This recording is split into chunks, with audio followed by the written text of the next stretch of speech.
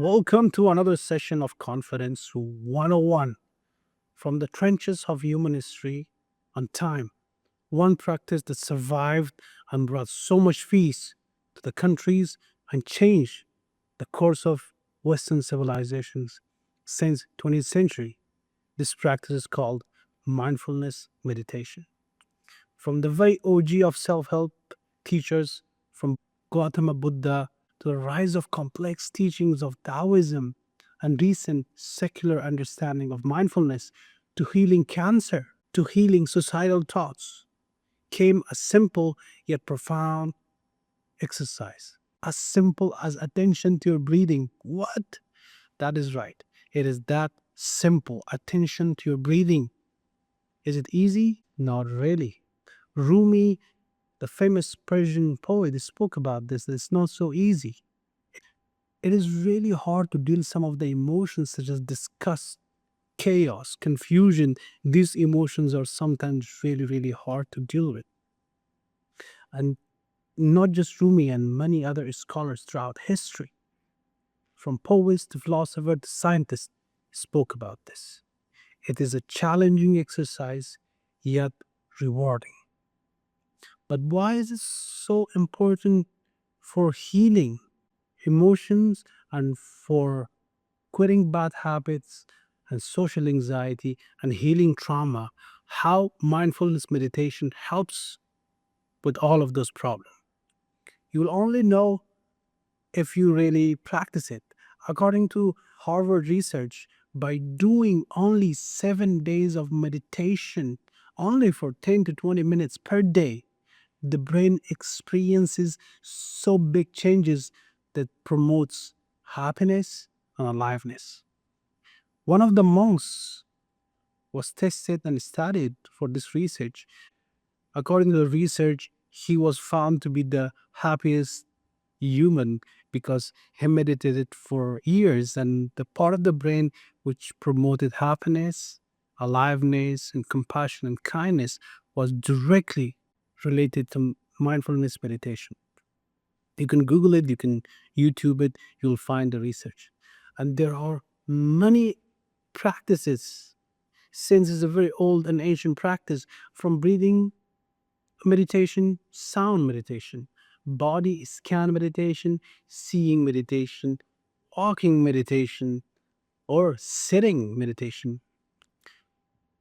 Regardless how many practices there are, how many variety of practices are, it does only one thing.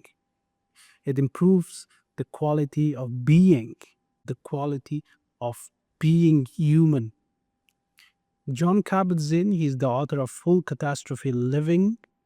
It's an amazing book about meditation, the history of meditation, and how it's related to the modern scientific rise, especially in medicine and stress reduction. John talks about this in a very good way. The way he explained it is the practice of being you, being a human being. I understood it. My first experience with meditation was not so easy. As I was introduced to meditation by my therapist, first I started meditation and my mind, everything rushed like a flood, and I was not able to handle it, and I didn't know how to handle it. And my therapist, even he promoted for me to do mindfulness meditation, but he himself was not doing it. So I was not able to get a feedback from him. Once the initial phase was done, once I started doing for a couple of days, my mind started to relax. Yet it was the scariest moment of my life. Once I started doing meditation regularly, I started to see so much pain and so much emotions in my body, in my mind, in my all of my emotions. I started to see so much wear and tear and so much confusion. You don't have to do anything with your finding. You don't have to fix those. You don't have to fight with those. You just have to let them be. Just the practice of letting be who you are. To just find happiness. Just available. It was such a breakthrough for me to understand that you don't have to do anything with our healing emotion. We just have to be with them. And this practice of presence with our emotions and our pain creates a huge sense of healing. In our daily lives, we become so much occupied with doing, thinking, reacting that we ignore our body and minds have so much pain and so much things to give. By mindfulness meditation, we become friends with just being. We become friends with who we are, not less, not more, just as a human being. And we face our deepest emotions, from deepest fears of death to chaos to peace and relaxation, from our flaws and mistakes to our strengths, from our fragility of being human that we can die any moment, to our nobility of human beings that we conquer anything, that we can build buildings, we can go to space.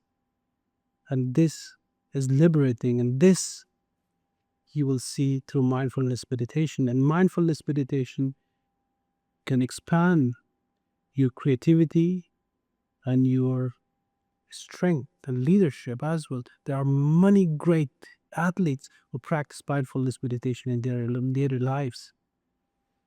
Experience this with your own life. Just start meditating. If you have tried it before and you quit it, it's okay. The same way life always begins again, you can begin again and again and again.